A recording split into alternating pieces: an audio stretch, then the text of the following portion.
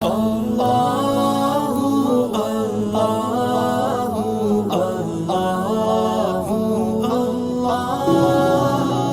لاکھوں کا مجمع تھا تو میرے دل میں خیال آیا، میں نے کہا اے اللہ، اتنے لوگ آئے ہیں، ان کا حج قبول بھی ہوا ہے کہ نہیں؟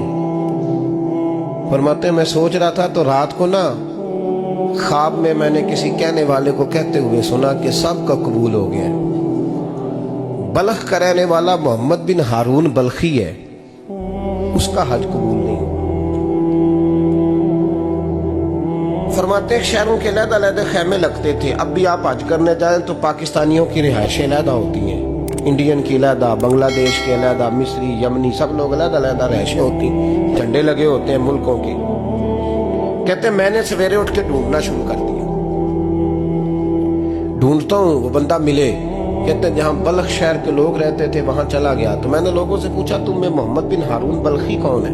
لوگ کہنے لگے وہ تو بڑا نیک آدمی ہے، پرہیزگار ہے، بڑے بولے بالے، بڑے اللہ والے، ریاض آپ کو بس ہم ہی جانتے ہیں، وہ تو بڑا نیک ہے، پرہیزگار آدمی۔ میں نے کہا اچھا کہاں ہے؟ انہوں نے کہا پہاڑ کے پیچھے اس نے خیمہ لگایا ہوا ہے، ساری رات عبادت کرتا ہے، سارا دن روزہ رکھتا ہے، قائم اللیل ہے، صائم الدہر ہے۔ کیا بات؟ فرماتے ہیں میں ان لوگوں کی بات سن کے حیران ہو گیا کہ مجھے کیا بتایا گیا، یہ کیا کہہ رہے ہیں؟ فرماتے ہیں میں پہاڑ کے پیچھے گیا۔ حضرت مالک بن دینار علیہ رحمہ فرماتے ہیں جب میں وہاں پہنچا تو میں نے اس شخص کو مصلی پہ بیٹھے دیکھا، کثرت عبادت کے آثار اس کے وجود پر نظر آ رہے، سیدھا بازو اس کا کٹا ہوا تھا۔ فرماتے دو رکعتیں مکمل کر کے نا میں نے اسے السلام علیکم کہا تو مجھے کہنے لگا وعلیکم السلام، آپ مالک بن دینار ہیں؟ میں نے کہا بڑی اس کی فراست ہے۔ فرماتے پھر اس نے ٹھنڈی سانس لی، کہنے لگا آپ کو خواب آئی ہوگی کہ میرا حج قبول نہیں ہوا۔ فرماتے مجھ پر اور بجلی گری کہ کیا کہہ رہا؟ فرماتے میں نے کہا یار لوگ بھی تیری تعریف کر رہے ہیں اور تیری بصیرت بھی بڑی ہے، تو یہ ماجرا کیا ہے؟ کہنے لگا آپ نہ پوچھیں۔ یہ کہہ کے اس نے رونا شروع کیا، دیر تک روتا رہا۔ میں نے کہا نہیں یار تو بتا۔ کہنے لگا نہیں آپ نہ پوچھیں، آپ ناراض ہوں گے۔ میں نے کہا میں نہیں ہوتا، تو بولنا۔ کہنے لگا حضور 24 سال ہو گئے مجھے حج کرتے ہوئے، 24واں حج ہے میرا، اور ہر سال کوئی اللہ کا ولی آ کے بتاتا ہے کہ جا چلا جا تیرا کوئی نہیں قبول ہوا۔ بے پروائی ویک سجن دی جتھے کسے دی پیش نہ جاوے، انہیں تاجہ والے در در رولے تے منگتیاں تخت بٹھاوے، آزم کسے نو کارا ملدا ہی کوئی کعبے و خالی آوے۔ کہتے ہیں اس نے مجھے کہا حضور 24واں حج ہے، ہر سال کوئی بتاتا ہے۔ میں نے کہا تیری غلطی۔ کہنے لگا میں اپنی ماں کا نافرمان۔ میں نے کہا واقعہ کیا ہوا؟ کہنے لگا حضرت اللہ نے مجھے دولت دی، مال دیا، زمینیں دی تو میں عیاش ہو گیا۔ امام مالک بن دینار رحمت اللہ علیہ فرماتے ہیں مجھ سے کہنے لگا پیسے آئے تو میں عیاش ہو گیا۔ رمضان کا مہینہ تھا، عصر کے بعد میری اماں افطاری کی تیاری کر رہی تھی، میں گیا، میں نے کہا شراب پی ہوئی، اماں روٹی دے، تو اماں کہنے لگی شرم کر، روزہ رکھا نہیں تو جنہوں نے رکھا ہے ان کا تو خیال کر۔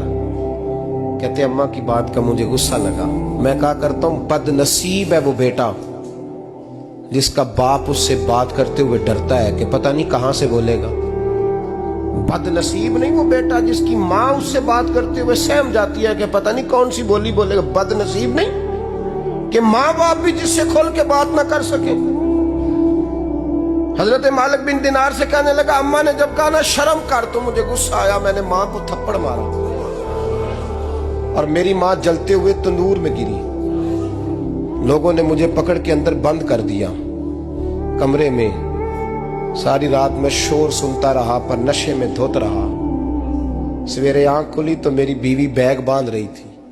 میں نے کہا کہاں جا رہی ہو؟ کہنے لگی جو ماں کا نہیں بنا میرا کیسے بنے گا؟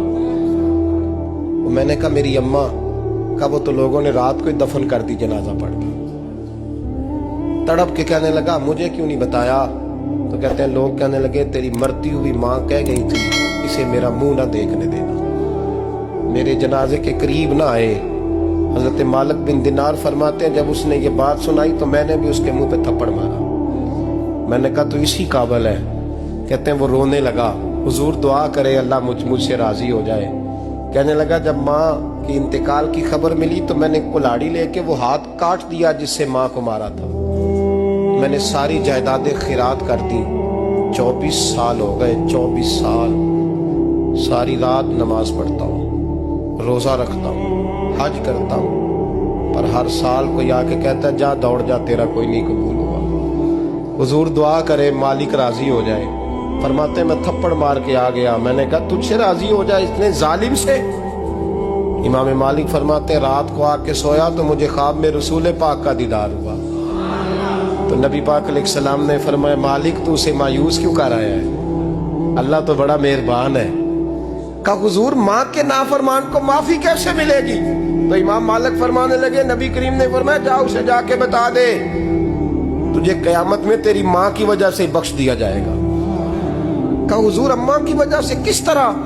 تو محبوب فرمانے لگے اس کی ماں قیامت میں اس کے خلاف مقدمہ دائر کرے گی رب کریم کی عدالت میں. اے اللہ میں نے 9 ماہ پیٹ میں رکھا, درد سہ کے اسے جنا, جگر کا خون پلا کے پالا, اور اسی نے مجھے قتل کیا.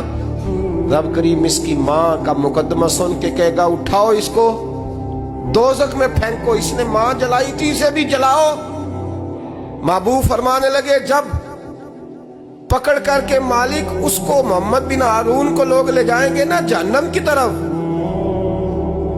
ابھی فرشتے گھسیٹیں گے ہی تو پلٹ کے پھر اماں کی طرف دیکھے گا, اور دوسری دفعہ پھر گھسیٹیں گے تو پلٹ کے دیکھے گا, اور تیسری دفعہ پھر پلٹ کے کہے گا اماں یہ مجھے جلانے لگے, اماں یہ جہنم میں پھینکنے لگے. میرے حبیب فرمانے لگے وہ جل کے مرنے والی ماں وہاں بھی بول پڑے گی, کہے گی یا اللہ چل میں نے معاف کیا تو بھی معاف کر دے, اے اللہ میں نے معاف کیا تو بھی معاف کر دے, اللہ تو معاف کر دے اسے.